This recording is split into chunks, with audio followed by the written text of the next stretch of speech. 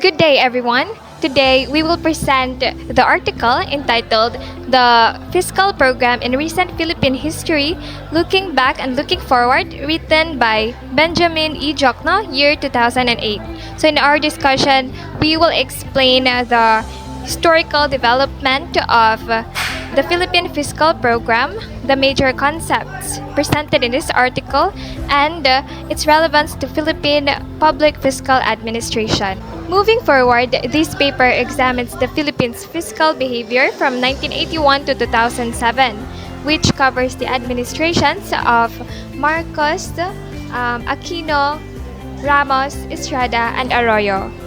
First is the Marcos administration. So during the Marcos administration, the tax collection was low, with revenue at only 11.7% of GDP and tax revenue at 10.3%, the lowest among the five administrations.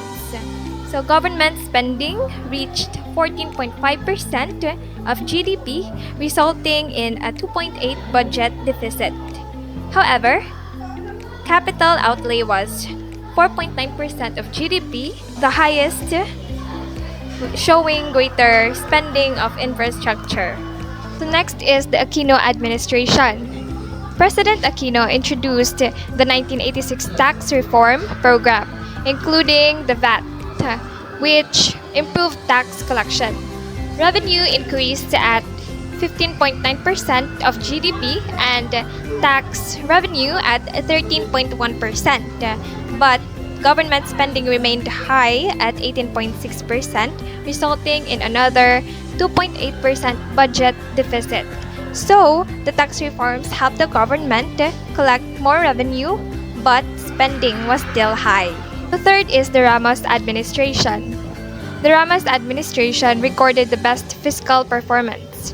Revenue reached 18.7% of GDP and tax revenue 16.2%, both the highest. So the budget deficit was only 0.2% of GDP, making the budget almost balanced. Next is the Estrada administration.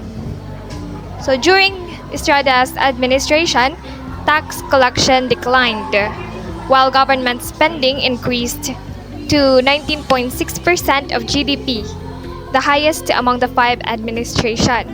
This resulted in the largest deficit of 3.9% GDP. And lastly is the Arroyo administration.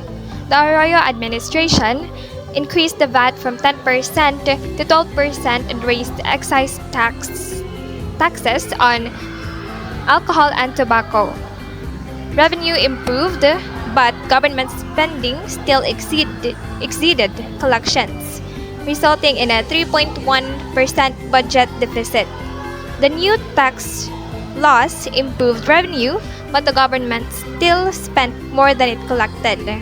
So there was still a budget deficit, although it was smaller than during the Estrada administration. Let's begin with the first major concept, revenue performance. This refers to how the government collects money, mainly through taxes, to fund public services like education, healthcare, and infrastructure.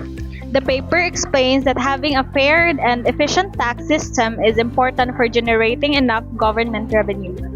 Table 1 compares the revenue, tax revenue, government spending, budget deficit, and primary surplus of each administration. Figure 2 shows that tax collection improved after the 1986 tax reform program and reached its highest point in 1997. After that, tax effort declined because of more tax exemptions and changes to the VAT system. The second major concept is the government expenditure, which is how the government spends its money. The paper says that government spending should support infrastructure, education, health, and other public services. Third major concept is education spending. The papers explains that education is an important investment because it helps develop the country's human resources. Figure 4 shows that spending per student increased during Aquino, Ramos, and Estrada administration, but it declined during the Arroyo administration. The last major concept is health spending, which covers government spending on hospitals, healthcare centers, and other health services. Figure 5 shows that health spending improved in the earlier administrations but declined during the Arroyo administration. Relevance to Philippine Public Fiscal Administration. This study is relevant to Philippine Public Fiscal Administration because it explains how the government manages public funds through tax collection, budgeting, and government spending. The paper shows that having an efficient tax system and responsible spending allows the government to provide better public services, such as education, health, and infrastructure. As a continuation of the first part of our discussion, we will now discuss the historical developments, the major concepts, and the relevance of fiscal behavior to Philippine Public Fiscal Administration in year 2017. These topics explain how government taxation, spending, and fiscal policies have evolved over time, affecting the country's financial condition. Before discussing the article, let us first look at the country's fiscal history. For almost 4 decades, the Philippines experienced slow economic growth, high public debt, and low government revenue around 50% of GDP, and high interest rates. Because of these challenges, much of the national budget was used to debt instead of funding infrastructure and development projects. However, the country's fiscal condition gradually improved. The debt to GDP ratio declined, economic growth became stronger, inflation and interest rates decreased, and tax reforms increased government revenue. These improvements give the government more fiscal space to invest in infrastructure and human capital. The first major concept is debt management and revenue generation. Figure 1 compares the debt to GDP ratio and revenue to GDP ratio. Over the years, the debt GDP ratio declined, showing the government's debt became more manageable as the economy grew. Meanwhile, the revenue to GDP ratio remained around 50%, which means government revenue improved but was still not enough to fully support development projects. The second major concept is infrastructure development. Figure 2 shows that the Philippines rank below Singapore, Malaysia, and Thailand in infrastructure quality because of decades and underinvestment. As a result, transportation became slower, traffic worse, business face higher costs, and country's competitiveness decline. The article states that the Metro Manila traffic costs the economy about 2.4 billion every day, highlighting the need for greater investment and infrastructure to improve productivity, attract investors, create jobs, and improve people's quality of life. The third concept is government infrastructure spending. Figure 3 shows that infrastructure spending remained below the recommended 5% of GDP from 1983 to 2006 because much of the budget was used to pay debt. However, spending gradually increased after 2011 and reached about 6.1% of GDP by 2017, exceeding the recommended level. This gave the government greater capacity to invest in roads, bridges, airports, schools, hospitals, and the other public infrastructure that supports economic growth and employment. Fourth major concept is the medium fiscal program, which outlines the government's fiscal strategy for 2017 to 2022. The article highlights 3 main strategies: increasing the budget deficit from 2% to 3% of GDP to finance development projects, relying more on domestic borrowing for more stable debt, management and implementing tax reform to generate more revenue for infrastructure and social services while keeping debt sustainable. So the relevance to Philippines Public Fiscal Administration.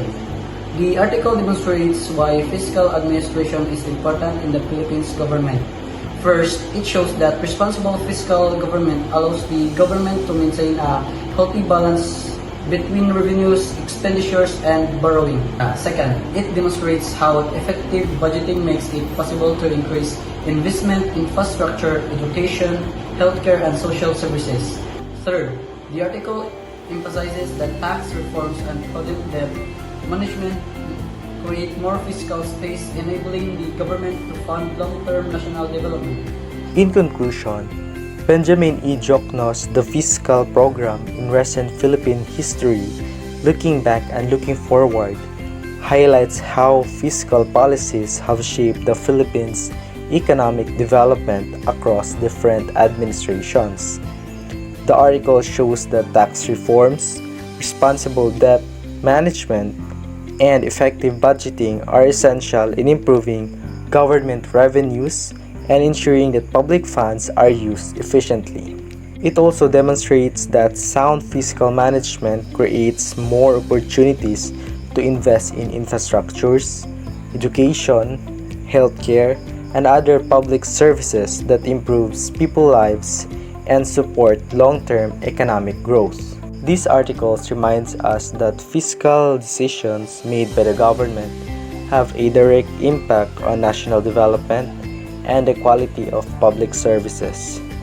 Understanding these fiscal policies help us appreciate the importance of transparency, accountability, and responsible financial management in building a stronger and more progressive Philippines.